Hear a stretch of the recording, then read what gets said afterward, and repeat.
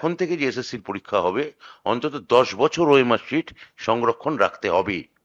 আমরা যোগ্য। চিহ্নিত করব না, এ তো OMR sheet CBI hard disk ধরেছে, সেখান থেকে সিবিআই চিহ্নিত করেছে, সিবিআই এসএসসি কে জানিয়েছে, এসএসসি আদালতকে জানিয়েছে। এই তো, এ তো আমাদের করার কথা না, এটা এসএসসির কাজ প্রাথমিকভাবে। এবং তারপর যখন বিচারপতি রায় দিয়েছিলেন যে সিবিআই ওএমআর শিট বার করে বলে দেবে কারা অযোগ্য, সেই তালিকা সিবিআই দিয়েছে, সেই তালিকাই এসএসসি কোর্টকে দিয়েছে।